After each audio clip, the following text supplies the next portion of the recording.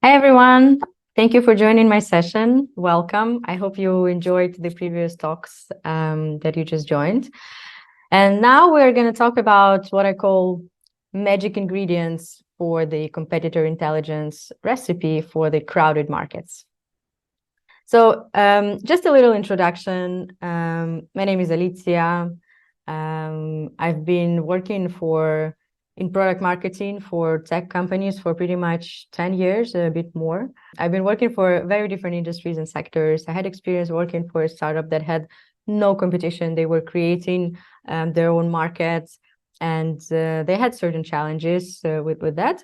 And then I joined Aircall, where Aircall is a communication software for sales and support teams. And it's a super crowded market. It's a SaaS space which is already very crowded, but especially for this communication software, cloud communication software. There are over 100 competitors, and players globally, and those are the ones that are pretty famous, and there are many more on a local level. And today I'd like to share with you the approach we took in order to, well, not to get crazy and to build the strategic as well as tactical approach into analyzing the market, analyzing the competition, presenting the insights to key stakeholders, and so on and so forth. So just a little disclaimer, I'm not working for Aircall anymore. So today I'm going to present you the cases that we built together with the team while I was there. And now I'm a freelancer consultant, consulting on the product marketing topics, individuals and different companies as well. So yeah, I briefly described you the challenge. In addition to that, when I arrived, we had a lot of sources on information. We had the battle cards on Crayon. We had competitor one pages on HighSpot that were like more customer facing, and so on and so forth. There was some information on the onboarding, during the onboarding about competitors. And I remember when I was on my onboarding at Aircall, I thought I will never, learn all these names, and it's just impossible. And I will never understand the market, and the product is so complex, and it's just impossible. But slowly, step by step, I managed not only, to understand the situation, but also to build frameworks behind it that could be helpful for the whole company. And that's why today I want to share it with you, because I think that what we've developed could be really helpful for different industries, pretty much every industry that is very crowded. And as a result, this approach can help win your segment, and win the market share that you're aiming for. So the magic ingredient number one is segmentation. Of course, if you have 100 plus 200 or whatever, even like 20 competitors, you want to segment them for several reasons. You want your teams and yourself to memorize all the different players. And typical example, because I was in charge of competition at Aircall, people from very different teams would come to me and ask me like, hey, what is our top 3 competitors? Can you give me the names? I'm running my little research, or I want to benchmark that. I want to check the pricing, or I have an agency, they're going to do an analysis for that for us, and so on and so forth. And the problem is that when you have 100 plus competitors, you don't really have a top 3. You have, if anything, you have maybe top 20, but then they're still different for each market. There are some that are present in the US and UK. There are others that are only in France. There are others that are European based, and it's it's a mess. And then also there are some big competitors, small competitors, and so on and so forth. So I started with the segmentation, and I do believe that segmentation is really this foundation, like a ground base for everything else, whenever it comes to competitive intelligence, in order to succeed not only in providing the intelligence itself, but also in defining your unique competitive positioning. And so what we've done is that we identified several competitive alternatives. Here on the slides, I don't think it's super, detailed, but it's a good high-level understanding. So for us, we had non-cloud solutions or non-digital solutions, which is out of kind of scope. For air call, those were like landline phones or mobile phones. And then we had a section that we called niche competitors. So mostly add-on solutions to a bigger players that are not really a standalone solution and therefore not a direct competition. But still, we were competing with them on a certain segment. Then contenders. So those are the guys, who we compete on everyday basis. They target the same customer segment as us. They offer pretty much the same feature set, have the same pricing, pretty much the same regions. So real battle is here. Then there are big fish players. So usually those are the guys who are initially focused on enterprise market or like mid-market plus clients, very feature-rich solutions, Swiss knife that has everything, and this example that you want to follow and you want to become one day, but you're not there yet. What we called pretenders or threats, depending on how you look at them. Those were basically the standalone solutions of big players that, these players, they were testing these solutions. So unlike niche, where it's not a standalone solution, it's just an add-on to a bigger software. They would, for example, they would have a calling feature in a CRM platform. So just it's a feature basically. While for us, it's a standalone solution. And for threats or pretenders, again, depending on how you look at that, they developed a standalone solution, but still it was a very simple solution, and features were not designed for our core ICP, and they were targeting slightly different industry. So all in all, we have identified these 5 segments. They were not perfect. There were still some cases or some players that we couldn't fit in any of those categories. But all in all, that helped to simplify the 100 number into 4, which is already a good step. And so if we put it on the slide like this, you can actually see what I was just describing. So there is add-on or integrated solutions where we have niche and pretenders, which we consider indirect competition. And then we have standalone solutions, so our contenders and big fish. What we also identified very typically that contenders and niche, they were playing on the SMB playground, so really targeting SMB market. And they would have, this is something very specific to calling software, but they would have voice-only software, while the big fish players, they would have, omni-channel, many different channels, many different products, many different solutions, and so on and so forth. And hence, or because of that, they were targeting enterprise customers. Enterprise customers are more demanding. They need more feature solutions, and obviously that's what they were offering them. And just to give you an example, for air call, niche competitors would be, as I was saying, the add-on calling solutions of feature basically for HubSpot Dialer or Zendesk Talk, and so pretty much those were the 2 biggest ones, but there were some others. In the contender sections, we had Kixi or Just Call. I don't know if these names tell you anything, but those are guys who were offering the same solution as us. And then big fish, there is a best player in terms of features. And for threats and pretenders, I think this is the most interesting case. We could consider Zoom Phone or Microsoft Teams. So Zoom has its own standalone solution, right, which is initially focused on internal team calls.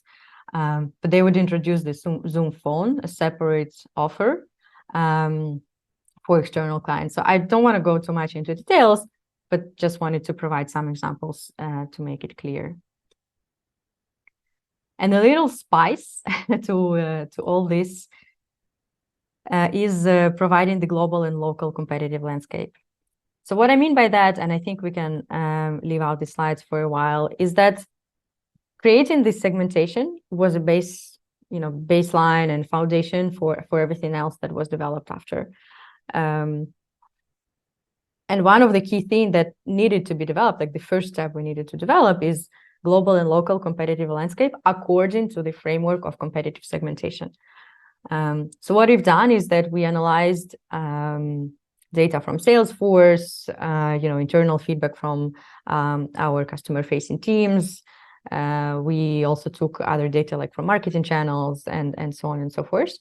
And also like talked to analysts, of course, in order to map all that. And first on a global scale, which was not super relevant again, because as I mentioned, like every region had their own specificities, but we put, top players on the map, maybe top 15, not top 3, unfortunately, on the map to highlight like, in which category we have top 3. So next time, whenever someone would come to me and tell me like, hey, can you give me top 3 competitors? I would say which category you are looking for. Do you want to look at contenders, or do you want to look to big guys as an inspiration? I would ask additional questions. So we built this global competitive landscape and then local, which was very different in each country. The players were different. The presence of non-digital solutions, which we also took into account for that competitive landscape, was also different in some countries. So in one country, the non-digital solutions were representing like 30% of the market, which is a lot. And in another country, it would be like 10, which is a really huge difference. And same for the different players. Different categories were present in different size. All that really helped for, to structure the ownership, maybe not the ownership, but like structure the competitive approach, competitor intelligence approach, and provide the guidelines for everyone who ever is interested in the competitive intelligence to use the right framework and to analyze the right competitors. Because if you compare yourself with the wrong player, you drive wrong conclusions, and then you make wrong decisions. So this was a key. It was not only the magic ingredient, but I think it was the key successful step in order to proceed with everything else. Moving forward, magic ingredient number 2 is a competitor program. I won't go too much into details here, but I will share some slides. But basically, what we've done is that, like, we are in the very crowded market. We have sales team who every day is coming to us and says, hey, we have this new competitor. Can we have a battle card for them? I don't know what to say, blah, blah, blah. And then we have, 10 key markets and even more others. It's just not scalable, right? So we needed to build a program behind that where we would explain all the processes into the competitor intelligence, who are the key stakeholders, who are the owners, and really think kind of strategically on how we're going to approach it. So we created this program that has all the answers, basically, to everyone's questions. And I wanted to share that I based this program on the PMA survey results. So Product Marketing Alliance once per year does the competitor, I don't remember the exact name, but like competitor survey, competitor intelligence survey. And then Cryon had the same kind of similar survey, where basically they were asking people like, how often do you share the insights? How often do you gather competitor insights? How do you do it? What are your KPIs? And blah, blah, blah. And those are the top 6 things that we developed under our program, starting with like, how do we gather information? What tools do we use? Do we only use our competitor intelligence tools like Cryon or analysts? Do we also use the help of agencies and so on and so forth? So every source of information was there. Then, of course, the key stakeholders of the competitive intelligence and owners and ambassadors. So we created this concept of competitive intelligence ambassadors, which were mainly people from the sales team who were contributing the insights. So first, they were really helping us gathering the insights from the ground, and also spreading the word with the team whenever something new from our side would come out.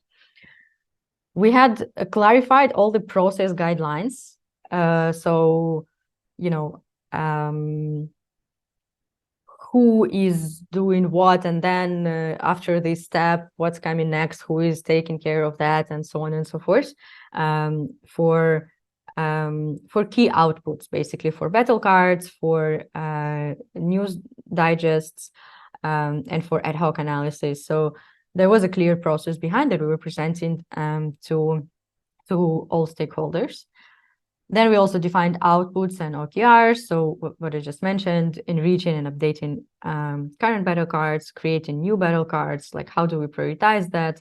And the segmentation part that I was talking about before was really helpful here, because the segmentation and competitive landscape really helped us to understand like which competitors do we prioritize when we enrich or update our battle cards, and which ones we don't, you know, and that's the reason, like the segmentation is the reason behind that.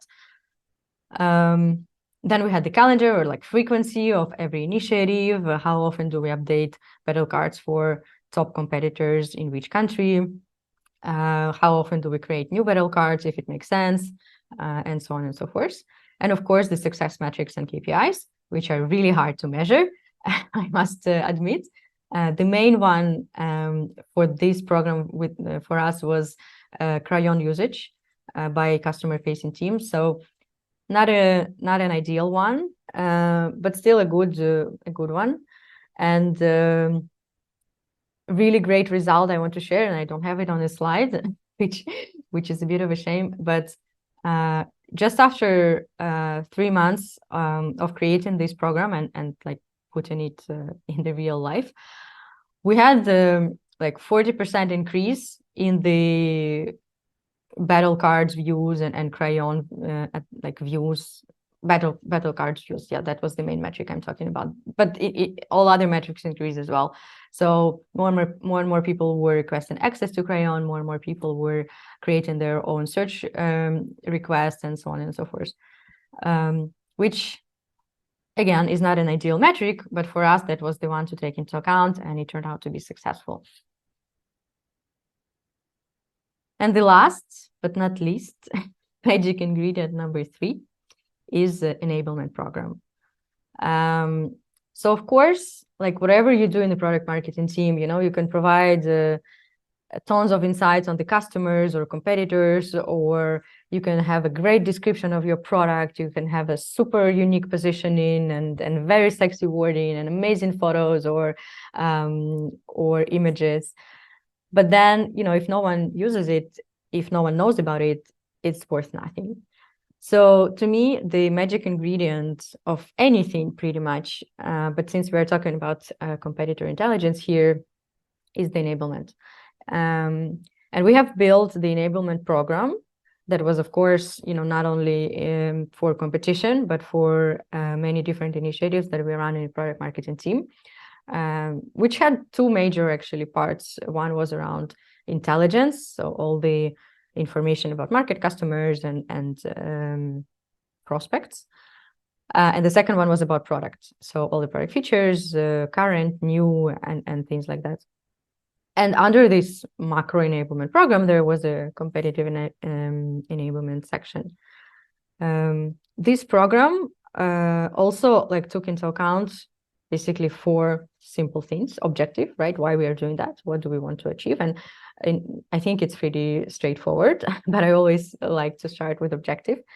And the objective of the enablement program was, of course, to provide our customer-facing teams, and not only customer-facing, I think more like all the go-to-market teams, including marketing and lead gen, to provide them with all the information that's necessary about our market, clients, or product in order to acquire more leads on the ICP, acquire and also retain, of course, because customer success is part of our internal client.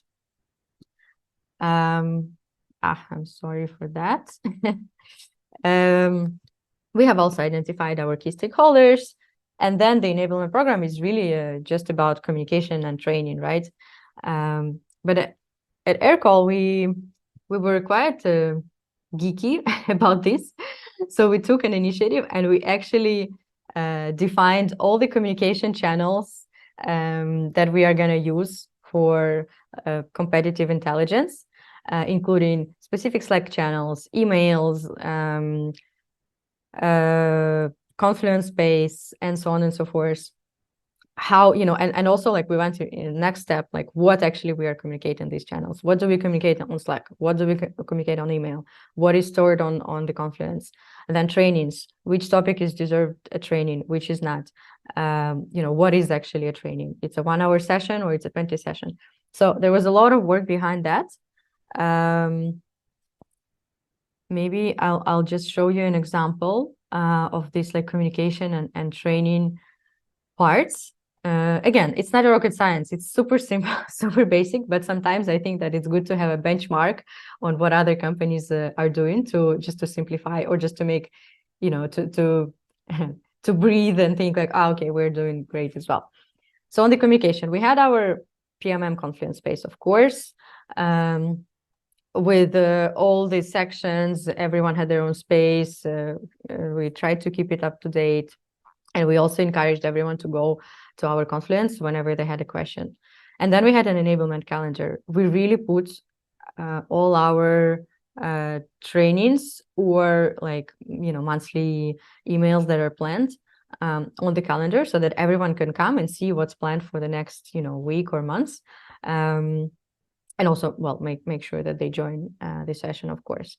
We had Slack channels, internal newsletters, as I said. We also had monthly one-on-ones between PMM and leads from other teams. So from marketing leads, sales leads, sometimes CSMs as well. This was really crucial to exchange the information. You can create as many Confluence pages as you can, organize trainings or create amazing decks. But sometimes what it takes is just a little coffee, with someone from your internal client team, and just share with them and say, hey, have you seen that we have updated this new battle card? Or have you seen this presentation on the segmentation that we've done? And in my experience, unfortunately, but also this was just the beginning of the initiatives, in 70% of the cases, people would say, no, that's interesting. Tell me more about it. That's so great that you shared it with me. I'm happy we had this coffee. So I would really encourage to have that. It's time consuming in the beginning, but you don't need more than like 15, 20 minutes, 30 max. And you just need to, to develop this habit of people, knowing and thinking that every month or every quarter, something new is coming up from the product marketing team. And I really want, I really want to follow that. And you get that for the personal meetings. And then we also had bi-yearly internal team survey, which was one of the key KPI as well for us to measure the success of our program, where we would ask our internal clients again on how do they feel when they combat competition in general? Do they feel that they know our competitors and what they offer and how we, stand out against our competition? And also, like, did they feel that their knowledge increased during the last 6 months or 1 year? So this was, of course, a survey, like declarative information, but it really helped us also to understand whether we are on the right path, and we were, and help us, to measure like the impact of all the work that we are doing, basically, not only through, data by using the tool like Crayon, but also through what people are telling us. And then on training side, we added the competitor segmentation and competitive landscape on the onboarding. We had separate tools training, nothing extraordinary here, but we just wanted to make sure that everyone is using Crayon at its maximum. We added different filters based on the segmentation again. So we would have top competitors for each country as a filter on Crayon. We would have every segment as a filter on Crayon. And we also had a training for different teams to allow them to use the tools themselves, so that we kind of lower a bit the the demand for us with all the questions. And when it was really crucial because we have so many competitors, and because our goal is to scale up. We were 1,000 people in general. We couldn't satisfy everyone's need. So, instead of just providing food, we were teaching people to fish. Again, it's like nothing extraordinary here. And yeah, and we just wanted people to go and have access to all the information themselves. We had monthly enablement sessions scheduled, and we had quarterly presentations at monthly marketing meetings. So at Aircall, product marketing is sitting under marketing. And we had this luxury of having a 20-minute time slot during the monthly marketing meeting. So whenever we had something interesting to share, we would use that slot as well. And we also had ad hoc drop-in into internal team meetings. This one I would like to highlight as well. In addition, or instead of one-on-ones with the team leads, you can just drop in, I don't know, let's say you have a internal team meeting of the UK team, including sales and marketing, that they probably have every month or every week. And you can drop in and have 5 minutes, 10 minutes. 10 minutes is probably a lot, but like 5 minutes intro, sharing with the local team that, hey, by the way, we have created this local competitive landscape for your region. You might want to check it out. Same for some central teams, ad hoc drop-in into digital or performance team, let's say, where again, you drop in and you say, hey, by the way, we have just updated this barrel card for this competitor, and you know what, they are doing this and that, so you guys might want to look around. Or again, like, when we know that for you, this region is a priority, and that's what we find out, or that's what you should take into account when looking at this region. It's not only like one way, it's actually two-way communication, which is highly important because by joining these meetings or by having one-on-ones with leads, you not only share, but you also ask, right? You ask, what is your priorities? What is missing? How can we help you to get to your objectives? And it helps also later on to prioritize your initiatives in product marketing team in general, or competitive intelligence per se. I'm gonna skip these slides now. I see that there are a lot of information, but yeah, as I was saying, like we went really deep dive on like, okay, we have strategic market and buy and tell. What do we do for that? Live sessions, Slack conference, one-on-ones, how much time, like really deep on that. And so to summarize, I think I have like two more minutes. 3 magic ingredients of competitive intelligence recipe for crowded markets. First, segmentation. Just like you can remember just this one, segmentation, and that's that's all you need to have. Plus competitive landscape. Competitor program, where you define all the processes, all the stakeholders, OKRs, outcomes, and frequency, and so on and so forth. And enablement program. It's like, okay, we developed all that. How we're going to make it, real, how we're going to make people know about it and use it. That's pretty much it from me. Thank you so much for your attention. If you like my presentation, if you have more questions, don't hesitate to reach out to me on LinkedIn, Facebook. And I have more cases like that on my website, alicia.com.